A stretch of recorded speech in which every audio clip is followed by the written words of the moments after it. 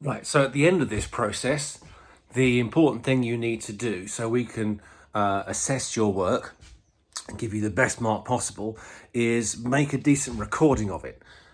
So to help you understand a couple of ways that you might be able to do that, I've got Ernie here.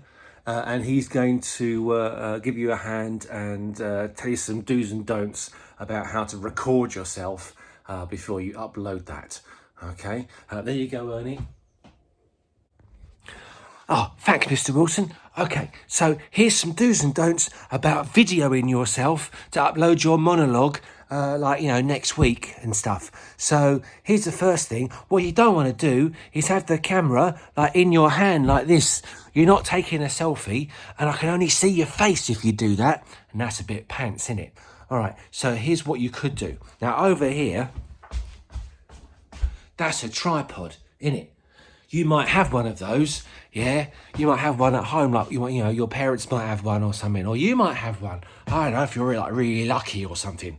So you can attach your camera to that. So there's a little bracket on there, right? So I stick it on there, and then, ooh, look, there's me, and I can be seen. Ooh, right? Good, isn't it?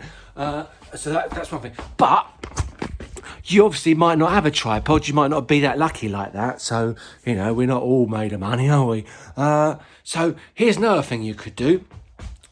Right, Mr. Wilson, he's really old and he still has compact discs. So he's got lots of shelves. You probably got a bookshelf at home. So you could put, here, I'm going to rest the camera there on the shelf very carefully.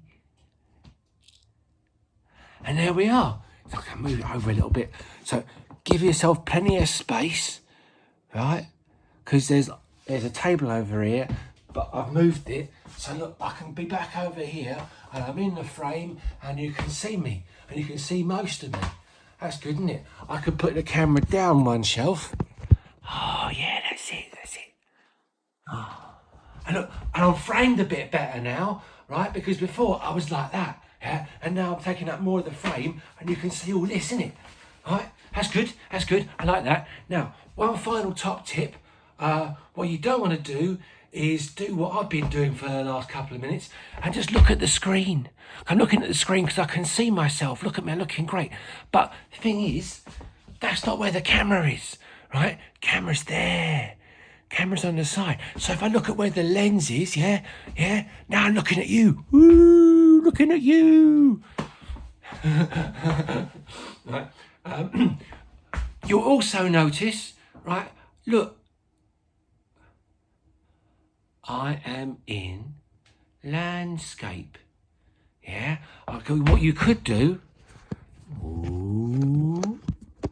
is put it in portrait there like that. But you need to start off that way. You can't start filming one way and then move it. Otherwise, it's like I'm moving about. Okay, but landscape is great because that fits on your TV, doesn't it? Yeah. All right. So there's my top tips. Top tip 1: use a tripod. Top tip 2: I haven't got a tripod. Put it on a shelf. Top tip 2.1: get your brother or sister to hold it for you. Yeah, or your cat. I don't know.